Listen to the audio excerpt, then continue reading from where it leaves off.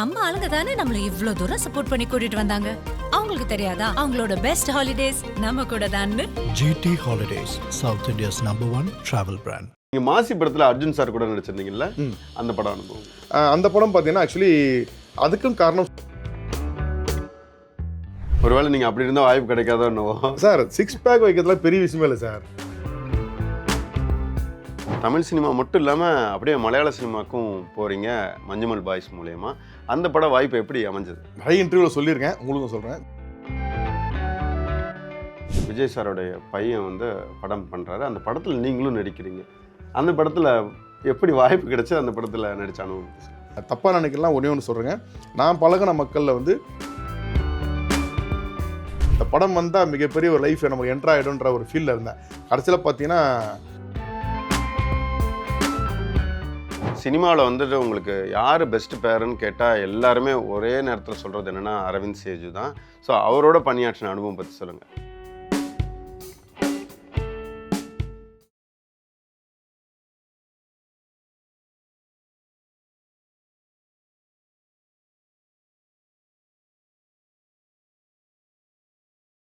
நீங்கள் மாசி படத்தில் அர்ஜுன் சார் கூட நடிச்சிருந்தீங்கல்ல, அந்த படம் அனுபவம். அதுக்கும் காரணம் சுந்தர்சி சார் தான் நான் சொல்வேன். ஏன்னா அப்போ வந்து ஒரு டைரக்டர் கிச்சா சார்னு இருந்தாங்க. அவங்க வந்து இந்த தீன்னு ஒரு படம் டைரக்ஷன் பண்ணாங்க. சுந்தர்சி சார் படம் ஹீரோவை நடிச்சிருந்தாங்க. அந்த ஷூட் அப்போ எனக்கு சாரை இன்ட்ரோ பண்ணாங்க. அப்போ இன்ட்ரோ பண்ணதில் அவங்களுடைய அடுத்த படம் வந்து பவானி ஐபிஎஸ் சொல்லிட்டு ஸ்னேகா மேடம் வந்து இந்த வைஜெயந்த் ரீவர்ஷன் மாதிரி பண்ணியிருந்தாங்க.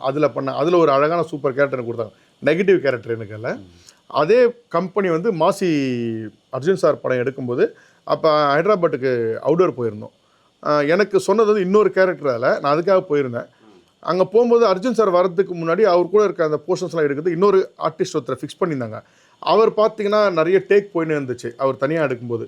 அப்போது அவர் சிங்கிளாக இருக்கும்போதே கஷ்டப்படுறாருன்னு போது இன்னும் சார் வந்துட்டாங்கன்னா அந்த காம்பினேஷன் ஷாட் போகும்போது கஷ்டமாயிடுன்னு சொல்லி அவரை வந்து வேறு கேரக்டர் மாற்றிட்டு என்னை கூப்பிட்டு அந்த கேரக்டரை இப்போ பண்ண சொன்னாங்க. பண்ணோன்னே எல்லாமே சிங்கிள் டேக்கில் சீரிஸ் ஓகே ஆச்சு. அது மூலமாக அந்த இது வச்சு அர்ஜுன் சார் செம்ம டைப் வரலாம். அவர் இன்னொன்று அப்படி இருக்காரு. ஒருவேளை நீங்கள் அப்படி இருந்தால் வாய்ப்பு கிடைக்காதோ என்னவோ. சார் 6 பேக் வைக்கிறதுல பெரிய விஷயமே இல்லை சார். சிங்கிள் பேக் வச்சு பாருங்களேன், லைஃப்பை ரன் பண்ணுறது இதுதான் கஷ்டம். அக்னின்னு ஷார்ட் ஃபிலிம்லாம் நடிச்சிருக்கீங்க, அந்த இதில் அனுபவம்லாம் எப்படி இருக்குது? ஏன்னா அதில் வந்து டோட்டலாக யங்ஸ்டர்ஸோட பயணம் பண்ணுற ஒரு அனுபவம் இல்லையா? எனக்கு பொறுத்த வரைக்கும் என்பதை நான் நடிச்சுக்கிட்டே இருக்கணும். அது ஷார்ட் ஃபிலிமா, சினிமாவா, சீரியலா, வெப் சீரிஸா, டாக்குமெண்ட், எனக்கு அது எதுவுமே எனக்கு வித்தியாசம் கிடையாது. எனக்கு தேவை என்னுடைய கேரக்டர். நீங்கள் இன்றைக்கி சொல்கிறீங்கன்னா நான் நடிக்கணும், எனக்கு அது ஆசை. அதனால் எது கிடச்சாலும் நான் பண்ணிகிட்ருப்பேன். ஏன்னா நான் என்னை பயிற்சி பண்ணிக்கிறதுக்கு டெய்லி படிச்சுட்டு இருந்தால் தானே முடியும். அதனால் அதை நான் இது சின்னது இது பெருசு அப்படி நினைக்கக்கூடாதுன்னு நான் நினச்சி வச்சுருக்கேன். அதனால் எந்த ப்ராஜெக்ட் கிடச்சாலும் போகிறேன். அதில் குறிப்பிட்ட அக்னி அந்த இது சொன்னீங்க, அது வந்து என்னென்னா ஒரு இன்டர்நேஷனல் கான்டெஸ்ட்டுக்காக அந்த படம், அந்த ஷார்ட் ஃபிலிம் தான் யூடியூப்பில் இருக்கும் அக்னின்னு சொல்லிட்டு. அதில் ஆக்சுவலி ஹீரோயின் பார்த்தீங்கன்னா யாருன்னா சன் டிவியில் சுந்தரி சீரியலோட ஹீரோயின் கேப்ரியா, அவங்க தான் அதில் நடிச்சிருப்பாங்க. அது சுந்தரிக்கு முன்னாடி எடுத்தது. அதில் ரைட்டரும் பார்த்தீங்கன்னா சன் டிவி அந்த சுந்தரி ரைட்டர் தான் அது கூட ரைட்டரு. டைரக்டர் பார்த்தீங்கன்னா சிவாஜி சார் படம் பீம்சிங் சாருடைய டாக்டர்னு நினைக்கிறேன், அவங்க தான் அதில் டைரக்டரு. ஸோ அந்த மாதிரி ஒரு காம்பினேஷனில் வந்து அந்த அக்னி யூடியூப்பில் இருக்கும், நல்லாயிருக்கும் பாருங்கள். நான் ரொம்ப கேவலமான மாதிரி நெகட்டிவான ஒரு கேரக்டரில் பண்ணியிருப்பேன். படத்தில் வந்துட்டு உங்களுக்கு ஒரு சீன் சொல்கிறாங்க. ஏன்னா கண்டிப்பாக வந்து உங்களுக்கு படம் சொல்லி நடிக்க வைக்கிறதுங்கிறத விட ஒரு சீன் சொல்லி தான் இந்த சீன் தான் நீங்கள் நடிங்க அப்படின்னு சொல்லுவாங்க. ஸோ அந்த சீன் உங்களுக்கு டைரக்டர் வந்து இதான் நீங்கள் நடிக்கிறீங்க அப்படின்னு சொன்னதுக்கப்புறம் அதுக்குண்டான ப்ரிப்பரேஷன் என்ன பண்ணுவீங்க? சொல்லும்போது எல்லாமே நம்ம சுற்றி இருக்க கேரக்டர் தான் கண்டிப்பாக இருக்கும். நீங்கள் ஒரு போலீஸ்னால் கண்டிப்பாக ஒரு முறையாக மனுஷன் போலீஸ் ஸ்டேஷன் போயிருப்போம், இல்லை ரோட்லேயே ஒரு போலீஸ் பார்த்துருப்போம். ஏதோ ஒரு போலீஸ் கேரக்டர் நம்மளுக்குள்ள நிறைய 10 கேரக்டர் ஓடிட்டுருக்கோம். நல்ல ஒருத்தர் யாரோ ஒருத்தர் சண்டை போட்டாங்கன்னா நம்ம தினமும் பார்க்குற காட்சிகள் தான் பதிவாகுது இல்லைங்களா உள்ள.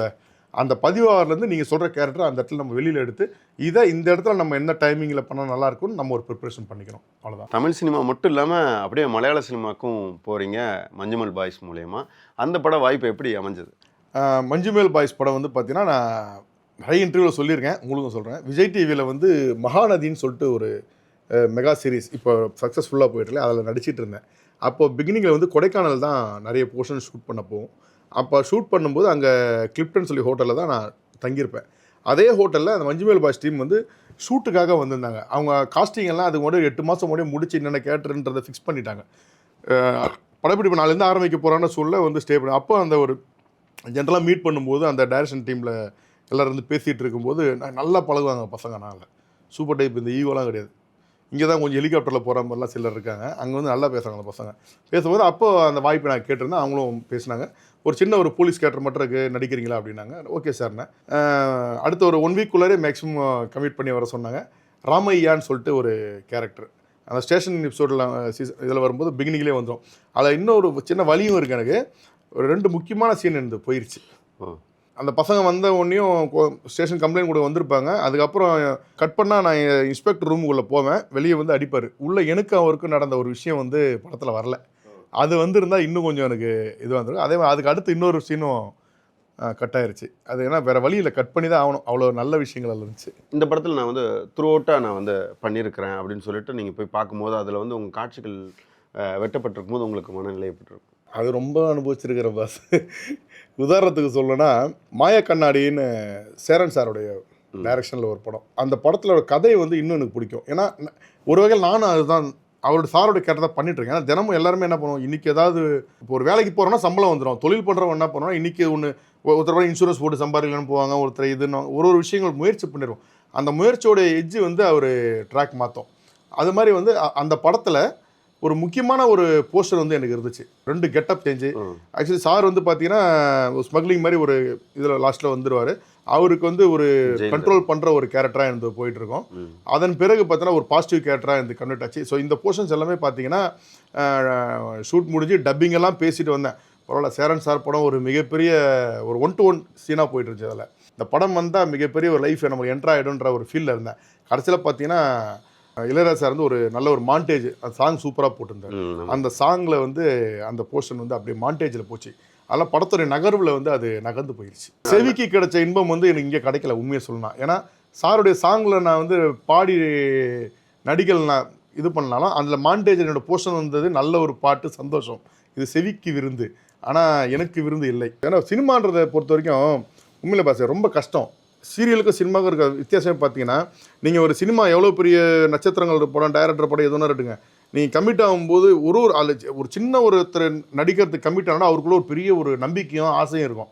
ஏன்னா இந்த படத்தில் நம்மளுக்கு இப்போ ஒரு கந்தன் ஒரு கேரக்டர் சொல்லிட்டாங்க, இந்த கேரக்டர் கண்டிப்பாக வரும்னு ஊர் ஃபுல்லாக சொல்லுவான், எல்லாம் செய்வான். அதோட அவுட்புட் அவன் பார்க்கறதுக்கு குறைஞ்சது 6 மாதம் 1 வருஷம் உட்காந்துருக்கணும். வரும்போது தான் நீங்கள் சொன்ன மாதிரி அவன் மூஞ்சில் கத்திரி ஊந்துதா, இல்லைனா அவனுடைய கேரக்டர் பேசப்பட்டதா, இல்லை அந்த ஒரு சீனில் ஒரு சின்ன ஒரு பலகார காமெடி மாரி நம்ம எஸ்கேப் ஆகிறோமான்றது வந்து அந்த இடத்துல அந்த டைம் நிர்ணயிச்சு தான் அவனுடைய விஷயம் நடக்கும். ஆனால் சீரியலை பொறுத்த வரைக்கும் நீங்கள் இன்றைக்கி நடிச்சிங்கன்னா அடுத்த வாரம் உங்களோட ரிசல்ட்டை நீங்கள் ஃப்ரேமில் பார்த்துருவீங்க. ஒரு த்ரோட் கேரக்டராக இருந்தால் அதுக்கு அடுத்த வாரம் அந்த தவறுகள் சரிகளை கரெக்ட் பண்ணிட்டு அப்படியே போயிட்டே இருக்கலாம். அடிக்கடி அந்த அவுட்புட்டை நம்ம பார்க்குறது நம்மளுக்கு சந்தோஷத்தை தரும். உங்களுடைய ட்ராவலே வந்து ரொம்ப பெரிய ட்ராவல். ஸோ இந்த ட்ராவல் உங்களுக்கு கற்றுக் கொடுத்துருக்குள்ள ஒரு பாடம் அப்படின்னு என்ன சொல்லுவீங்க? ஓடிக்கிட்டே இருன்னு சொல்லியிருக்குது. ஓடிக்கிட்டே இருக்கேன். எப்போ நல்ல இடத்துல நிற்க வைக்கிறது தெரியல. நல்லா தான் ஓட்டுக்கிறேன் நான். ஓகே. இப்போ வந்துட்டு ரொம்ப ஹாட் டாப்பிக்கான ஒரு விஷயம் என்னென்னா, விஜய் சாரோடைய பையன் வந்து படம் பண்ணுறாரு. அந்த படத்தில் நீங்களும் நடிக்கிறீங்க. அந்த படத்தில் எப்படி வாய்ப்பு கிடைச்சி அந்த படத்தில் நடித்த அனுபவத்தை சொல்லுங்கள். சின்ன கேட்டை தான் பண்ணியிருக்கேன். பட் அதில் வந்து எனக்கு அவர் சாரை சந்திக்கக்கூடிய வாய்ப்பு கிடைச்சதில்ல. சாருடைய சன்னை சந்திக்கலை. நான் கூட அங்கே போகும்போது என்னடா விஜய் சாரோட சன்னு அவர் வந்து ஒரு இது இருக்கும் இல்லைங்களா, ஒரு மாதிரி இருப்பாரோ அப்படின்ற மாதிரி. ஆனால் அங்கே போகும்போது பார்த்தீங்கன்னா நம்ம பக்கத்து வீட்டு தம்பி மாதிரி இருந்தாப்புல. ரொம்ப நல்ல தம்பி, நல்ல டைரக்ஷன் பண்ணுறாரு. செட்டில் எல்லார் கூடவும் ஒரே மாதிரி பழகுறாரு. இந்த பண்பு நான் தப்பாக நினைக்கலாம். ஒன்று சொல்கிறேங்க, நான் பழகின மக்களில் வந்து ரஜினி சார் பழக்கம் எப்படி இருக்குமோ அதே மாதிரி விஜய் சாரோட சன்னுடைய பிஹேவியர் இருந்துச்சு. ஒருத்தரை பார்த்து ரொம்ப மரியாதை தர மாதிரி பண்ணலாம். அடுத்து இன்னொருத்தரை நீங்கள் பார்க்கும்போது அந்த கேரக்டர் வைஸ் கட் பண்ணிட்டு ஸ்கிப் பண்ணிட்டு போவோம். இது மனித இயல்பு. ஆனால் இந்த 2 கேரக்டரும் பார்த்தீங்கன்னா யாரை பார்த்தாலும் ஒரே மீட்டரில் தான் பேசுவாங்க. நீங்கள் அப்படின்ற இது பேச மாட்டாங்க. அது வந்து நேச்சரலாக இருந்தால் மட்டும்தான் முடியும். இல்லைனா ஒரு சமயம் நம்ம முகம் கிழிஞ்சிருவாங்க. அதில் அந்த தம்பி நான் சொல்கிறேன் உண்மையில நல்லா வருவாங்க. நல்ல ஒரு வளர்ப்பு, சூப்பர் தம்பி. நீங்கள் வந்து சென்ட்ரல் கவர்மெண்ட் ப்ராஜெக்ட் கூட ஒன்று பண்ணிகிட்ருக்கீங்கல்ல, மித்ரா மேடம் சொல்லி டைரக்டர். ஸோ அவங்களுக்கு நான் இந்த இடத்துல அவங்கள சொல்லி ஆகணும். ஏன்னா வந்து இப்போ ஜென்ரலாக இப்போ யூடியூப்பில் சேனல்ஸில் ஜென்ரல் பர்சன்ஸ்லாம் பார்த்தீங்கன்னா நம்ம ஒரு கோயில்களை பற்றி நிறைய தல வரலாறு இல்லை கோயிலை பற்றி விஷயங்கள் போடுவாங்க. சில நல்ல கண்டென்ட் எடுத்து கதைகளாக வாய்ஸ் ஓவர் போடுவாங்க. இது எல்லாமே நம்ம சர்க்கிளில் பார்த்தீங்கன்னா தமிழில் இருக்கும். அந்த தமிழ் கலாச்சாரத்தை வந்து உலகம் ஃபுல்லாக போகணுன்னா இனி யூனிவர்சலாக இருக்கிறது ஆங்கிலம் எல்லாருக்கும் ஓரளவு தெரியும். நம்ம வீட்டு பிள்ளைங்களே கூட பார்த்தீங்கன்னா இப்போ வளர்ந்த பிள்ளைங்களாம் இங்கிலீஷில் சொன்னால் தான் அதுங்களுக்கு புரியும். அதனால் இந்த நம்ம கோயில்கள் நம்ம இந்து கலாச்சாரத்தில் இருக்கக்கூடிய விஷயங்கள் வந்து ஒரு ப்ராஜெக்டாக எடுத்து அதை வந்து இங்கிலீஷில் ட்ராமாட்டிக்காக அவங்க வந்து எடுத்து அதை வந்து யூடியூப்பில் வந்து அவங்க ரிலே பண்ணிட்டுருக்காங்க. இது ஒரு ப்ராஜெக்ட். அதே மாதிரி திருக்குறளில் ஒரு குறளையும் எடுத்து அதோடைய கருத்துக்களை வந்து அதுக்கு ஒரு கேரக்டராக ஆர்டிஸ்ட்டுகளை போட்டு அதையும் ட்ராமாவாக ப்ளே பண்ணி அதையும் யூடியூப்பில் வந்து ரிலே பண்ணுறாங்க. இது எல்லாமே இங்கிலீஷ் வெர்ஷனில் போகுது. அப்போ வந்து பிள்ளைங்களுக்கு வந்து அந்த ஒரு கலாச்சாரம் சார்ந்த ஒரு பொட்டு வைக்கணும், பூ வைக்கணும், கோவில்னா சாமினா இதான், இந்த விஷயங்கள் சீக்கிரம் அவங்களுக்கு அது கொஞ்சம் புரிஞ்சிக்கிறதுக்கான வாய்ப்பாக இருக்கும். தமிழ் தெரியாதவங்களுக்கும் இது தெரியும் இல்லைங்களா? அந்த முயற்சியில் அவங்க ஈடுபட்டிருக்காங்க. அதுக்கு எனக்கும் ஒரு வாய்ப்பு கொடுத்துருக்கேன். அது நான் ரொம்ப சந்தோஷப்படுறேன் அந்த ப்ராஜெக்ட் பண்ணுறதுக்கு. நிறைய அதில் போயிட்டுருக்கு. இப்போ நிறைய பண்ணியிருக்கேன் கண்டென்ட் அதில். சூப்பர். கேட்கவே ஆச்சரியமாக இருக்குது. ரொம்ப பெரிய விஷயமா இருக்குது. ஏன்னா 1330 குறளுக்கும் தனித்தனியாக எடுக்கிறாங்கங்கிறது, அதுக்கு ஒரு ஸ்டோரி எழுதுறது ரொம்ப சூப்பரான விஷயம். அதில் எப்படி தொடர்ந்து வரீங்களா இல்லை ஒரு? ஆமாம், தொடர்ந்து எல்லா கண்டென்ட்லையுமே அது ஒரு கேரக்டர் மாறிடும். இப்போ ஒரு குறள்னா ஒரு அதிகாரம்னும் போது ஸோ ஒரு கேரக்டர் இருக்கும், அடுத்த விஷயத்தில் ஒரு கேரக்டர் மாறும் இல்லைங்களா? அந்த மாதிரி எல்லாத்துக்கும் ஒரு ஏன்னா இது டைம் டியூரேஷன் மாறி மாறி தான் ரிலே ஆகும். அதனால் அதில் நடிச்சிட்ருக்கேன். அவங்களே அதை ஆக்சுவலி ஸ்கிரிப்டை எழுதி அதை ஸ்கிரிப்ட் ஆக்கி அந்த ஸ்கிரிப்டில் வந்து டயலாக் போர்ஷனும் அவங்களே பண்ணி அதை ப்ரெசன்டேஷன் பண்ணுறாங்க. அதில் வந்து ஒரு இந்த ஜென்ரலாக அந்த பெண் முன்னேற்றம் எல்லாம் பேசுகிறீங்களா, அதில் வந்து அவங்க இதை அவ்வளோ மெனக்கெட்டு அவங்க அதை பண்ணிகிட்ருக்காங்க, மித்ரா மேடம். அதுக்கு உண்மையிலே அவங்களுக்கு ஒரு ரொம்ப நன்றி நான் சொல்லணும். சினிமாவில் வந்துட்டு உங்களுக்கு யார் பெஸ்ட் பேருன்னு கேட்டால் எல்லாருமே ஒரே நேரத்தில் சொல்கிறது என்னென்னா அரவிந்த் சேஜு தான். ஸோ அவரோட பணியாற்றின அனுபவம் பற்றி சொல்லுங்கள். நீங்கள் ஃபஸ்ட்டு பேர்னோடனே கொஞ்சம் யோசிச்சு என்னடா சார் ஏதோ பேர் சொல்கிறாரு, இங்கேயும் பேர்லாம் தரலையே அப்படின்னு. ஆக்சுவலி நல்ல காம்பவுண்ட் சொல்லி இப்போ லாஸ்ட்டாக கூட போட்டாங்க. அரவிந்த் சேஜு பார்த்தீங்கன்னா நல்ல ஒரு ஃப்யூச்சரில் வந்து மிகப்பெரிய ஸ்க்ரீனில் வரக்கூடிய ஒரு நபர் நிச்சயமாக. ஏன்னா அவருடைய பண்பும் வந்து பார்த்திங்கன்னா அந்த மாதிரி அவருடைய விடாமுயற்சி, டெலிகேட்டாக இருக்கிறது, அந்த பர்ஃபார்மன்ஸ் எல்லாமே கணாக்காணும் காலங்கள் மூலமாக நானும் அவரும் அறிமுகமாகிட்டோம். அதுக்கு முன்னாடி அவர் நிறைய ப்ராஜெக்ட்ஸ் வந்து பிளாக் ஷிப்பில் இதெல்லாம் பண்ணியிருக்காங்க. அன்னையிலேருந்து இன்றைக்கி வரைக்கும் எனக்கு என்னமோ இதில் என்னோடய மகன் கமலேஸ்வரை பார்க்குற மாதிரி அவரை பார்ப்பேன். எனக்கு பிடிக்க ரொம்ப அவரை சேஜுவை. அந்த பாண்டிங் அது ஒரு நேச்சராக வந்துடும். நீங்கள் தம்பியை நேரில் பார்த்தீங்கனாலுமே அவனுக்கு எதனா பண்ணணும்னு தோணும். அந்த மாதிரி ஒரு கேரக்டர் சேஜு. அது அந்த பாண்டிங் அப்படியே போயிட்டுருக்கு. இது இருக்குது, நல்லா பாசிட்டிவாக போயிட்டுருக்கு. ஆஃப் த ஸ்க்ரீன் அப்படி இருக்கிறதுனால தான் ஆன் த ஸ்க்ரீன் உங்களுடைய காம்பினேஷன் ஒர்க் அவுட் ஆகுதா? எனக்கே ஒரு விஷயம் என்னென்னா, நான் பண்ணுற ப்ராஜெக்ட் எல்லாமே நிறைய ஹீரோக்களுக்கு ஆதரவு கொடுக்குற அம்மா மாதிரி ஆகிட்டேன். உதாரணம் பார்த்தீங்கன்னா ஜி தமிழில் வந்து சண்டைக்கோழின்னு ஒரு 2ன்னு ஒரு ப்ராஜெக்ட் பண்ணேன். அதில் வந்து இப்போ 3 முடிச்சில் ஹீரோவை பண்ணுறாரு சன் டிவியில் நியாஸ். அவருக்கு வந்து ஒரு அடாப்டட் ஃபாதராக பண்ணேன். நம்ம வீட்டு பொண்ணுன்னு சொல்லிட்டு குணா சார் டைரக்ஷன், அதுவும் குளோபல் ரிஜிஸ்டர் ப்ராஜெக்ட் தான். அதுலேயும் பார்த்தீங்கன்னா ஊர்லேருந்து ஹீரோயின் வந்துடுவாங்க, ஒரு ஆதரவு கொடுக்குற ஒரு குடும்பம் ஆகிட்டேன். அண்டு கணாக்காணும் காலங்களில் சேஜு. நெக்ஸ்ட் இப்போது ஐநா துணையும் போய்ட்டுருக்கு. இது பார்த்தீங்கன்னா ஒரு ஆதரவு கொடுக்கக்கூடிய ஒரு அழகான கேரக்டராக எனக்கு கொடுத்துருக்காங்க. அதுக்கு சந்தோஷம் தான் பண்ணணும். இப்போ சீரியலில் வந்து ட்ராவல் பண்ணும்போது நம்மளுக்கு வந்து சில விஷயங்கள் நெருடலாக இருக்கும், சில விஷயங்கள் கஷ்டங்களாக இருக்கும். இது மாறணும் சீரியலில் அப்படின்னா என்ன சொல்வீங்க? நீங்கள் கேட்ட கொஸ்டினில் எனக்கு உறுத்தலான ஒரு விஷயங்க. இப்போ நான் சொல்கிறேன், நான் சொல்லிக்கலாம் சார், நான் 20 வருஷம் ஆச்சு நடிக்க வந்து, 25 வருஷங்கிட்ட ஆயிடுச்சுன்னு நான் என்ன சொல்லிக்கிறேன். வருடங்கள் கடந்திருக்கு. ஆனால் எனக்கான இடம் வந்து நான் அடைஞ்சிட்டேன்னா இல்லை. என்னுடைய பசி எனக்கு சினிமாவில் தீர்ந்துருச்சானா கண்டிப்பாக தீரல. அது சின்ன திரையோ பெரிய திரையோ தேடிட்டே இருக்கேன். ஓகேங்களா? இப்போ என்ன மாதிரி நிறைய பேர் இன்னும் தேடிட்டே இருக்கிறவங்க எனக்கு முன்னாடியும் பின்னாடி இருக்காங்க. ஆனால் இன்றைக்கி சில நிறுவனங்களில் நான் பார்க்குறேன், சில சீரியல்களில் இந்த தேடுறவங்களுக்கு கொடுக்க மாட்டேன்றாங்க. யாரோ ஒருத்தர், நான் தவறாக சொல்ல, அவர் ரெஸ்ட்டில் இருந்திருப்பார், அவரை கூப்பிட்டு தேடி எடுத்துன்னு வருவாங்க. எடுத்துகிட்டு வந்து அவருக்கு பெரிய ஒரு பேமெண்ட்டை பேசுவாங்க, அவருக்கு நல்ல ஒரு கேரக்டரை கொடுக்குறாங்க. அடுத்த நாள் புலம்புறாங்க, அவரை கூட்டின்னு வந்தாங்க, டைமுக்கு வர மாட்டேறா போல், இவர் போய் கட்டினு அவர் வீட்டில் வந்து கூப்பிட்டால இவரும் நல்லா பண்ணுவார். இந்த விஷயம் பண்ணாங்க. நான் என்ன அதேமாதிரி சில ஆர்டிஸ்ட்டுக்கு பார்த்தீங்கன்னா ஷூட்டிங் வராங்க, வந்துட்டு எனக்கு வேலை இருக்குது போகிறேன்னுவாங்க. நான் கூடவே இருந்து பார்ப்பேன். எனக்கு இது வேலை இருக்குன்னா நான் என்ன சொல்கிறேன், இப்போ ஒரு மருத்துவ விஷயமோ இல்லை ஒரு குடும்ப ஒரு சுப விஷயமோ ஏதோ ஒரு விஷயம் அந்த டேட்டில் வருதுன்னா கரெக்டுங்க. ஆனால் இதை நான் என்னுடைய அனுபவத்துக்கு சொல்ல தப்பாக தெரியல. ஏன்னா சிலர் பார்க்குற லொக்கேஷன் வந்துட்டு அன்றைக்கி டேட் அங்கன்னு ஒதுக்கிட்டோம், 7 மணி காலைல வரோம், நைட்டு 10 மணி தான் போகிறோன்றது இருக்குது. எனக்கு சீக்கிரம் முடிச்சிடணும். எனக்கு புரிய ஏங்க நாங்களாம் ஃபுல்லாக நடிச்சுட்டு, இப்போ நான் ஐநாத்துறை ஷூட்டே போகிறேன்னா நான் போனால் என் போஸ்ட் ஒரு 1 ஹவர் போகணுன்னு வச்சுக்கலாம், நான் வருத்தமாக வருவேன். நான் இனி ஃபுல்லாக நான் நடிக்க முடியல அப்படின்னு, 10 சீன் நடிச்சா நல்லா இருக்குமே நம்மளுக்கு அப்படின்னு தோணும். ஆனால் சில இடங்களில், நான் இங்கேன்னு சொல்ல, சில இடங்களில் பார்த்தோன்னா அந்த மாதிரி இருக்காங்க. நான் என்ன சொன்னேன், தேடுறாங்க இல்லையா, அவங்கள கொஞ்சம் இந்த ப்ரொடக்ஷனில் கேரக்டர் கொடுத்தீங்கன்னா அவன் உங்களை வந்து மிஸ் பண்ண மாட்டான். உங்களுக்கான அந்த தேடலை அவன் கொடுக்க மாட்டான். நீ சொல்கிற டைம் வருவான், சொல்கிற டைம் போவான், உங்களுக்கு கம்ஃபர்டபுளான ஒரு பேக்கேஜும் இருக்கும். அதை விட்டு வராதவனை கூட்டின்னு வந்து வச்சுக்கிட்டு, வராத ஒரு இவங்களை வச்சுட்டு நீ சரியாக பண்ணல, நீ சரியாக வரலன்னு சண்டை போட்டுருக்கீங்க. அதுக்கு நல்லா தேடுறவங்களுக்கு தயவு செஞ்சு வாய்ப்பை கொடுங்க. அது எனக்காக இருந்தாலும் என்ன மாதிரி இருக்கிற ஒரு யாராக இருந்தாலும் சரி, அவங்களுக்கு கொடுத்தீங்கன்னா அது அவங்களுக்கு யூஸ்ஃபுல்லாக இருக்கும். இது மாறணும். உங்களுடைய இத்தனை ஆண்டு கால பயணத்தில் சினிமாவில் நிறைய கற்றுக்கிட்டு இருந்திருப்பீங்க. வர்ற அடுத்த தலைமுறைக்கு ஒரு விஷயம் சொல்லணும்னா என்ன சொல்லுவீங்க? நான் சினிமாவில் வந்து இத்தனை ஆண்டு காலம் நான் பயணிச்சிருக்கேன்னா, நான் நினச்ச இடத்த தொட்டுட்டேன்னா நிச்சயமாக வெளிப்படையாக சொல்லணும்னா நான் அந்த இடத்த இன்னும் அடையலைங்க. சரிங்களா? என்னோடய முயற்சின்ற ஓட்டத்தில் தான் இன்னும் ஓடிக்கிட்டு இருக்கேன். அதை மாதிரி சினிமான்ற துறை சின்ன திரையாக இருக்கட்டும், வெள்ளித்திரையாக இருக்கட்டும், இல்லை நீங்கள் ஒரு அசிஸ்டன்ட் டைரக்டர் நடிக்க எந்த ஒரு விஷயமா இருந்தாலும் நீங்கள் அந்த தேடலில் புதுசாக ஒருத்தர் வராங்கன்னா எல்லாருக்குமே அந்த ஆர்வம் கண்டிப்பாக யங்ஸ்டர்ஸ் மத்தியில் இருக்கும். அதில் யங்ஸ்டர்ஸ்க்கு நான் சொல்லிக்கக்கூடிய ஒரு முக்கியமான விஷயம், இந்த கலைத்துறைன்றது வந்து ஒரு மிகப்பெரிய ஒரு கடல். இது வந்து இதோ கிடையாது, மிகப்பெரிய கடல். இந்த கடலில் வந்து அந்த வேல்யூபிள் முத்து ஒரு போல் நீங்கள் எடுக்கிறீங்கன்றது வந்து ஒரு சிலர் மட்டும்தான் அந்த ஆழத்து வரைக்கும் போனால் எடுக்க முடியும். அதை புரிஞ்சுக்கங்க. அதுக்கு இடையில் இருக்கக்கூடிய நிறைய சிக்கல்கள் இருக்குது.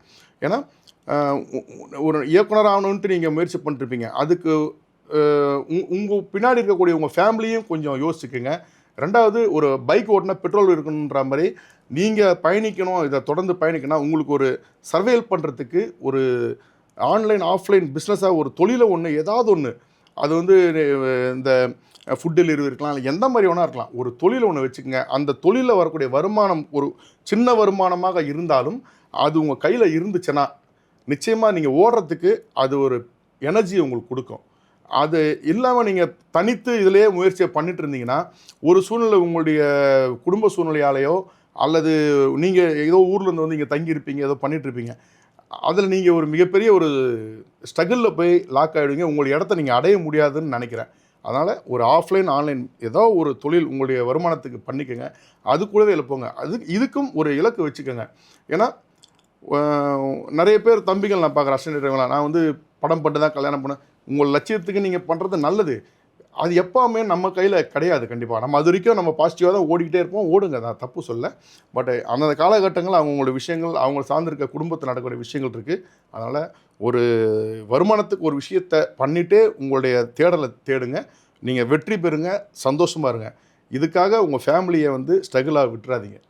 அது என்னுடைய தாழ்மையான கருத்து, நான் கற்றுக்கிட்டது. நீங்கள் நிறைய ஹீரோஸ் கூட பணியாற்றிருக்கீங்க. அவங்கக்கிட்ட என்ன சிறப்பான விஷயம் நீங்கள் பார்த்தீங்கன்னு சொல்லுங்கள்.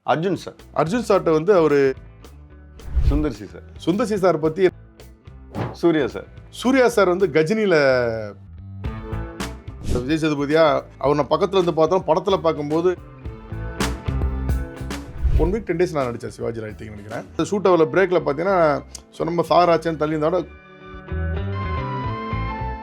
ஒரு சுச்சுவேஷன் சொல்லணும், அதுக்கு நீங்கள் நடிக்கணும். சார், சுச்சுவேஷன் என்னென்னா, இப்போ வந்து அவங்களுக்கு ஒரு பொண்ணு இருக்கிறாங்க, அவங்க வந்து லவ் பண்ணாங்க.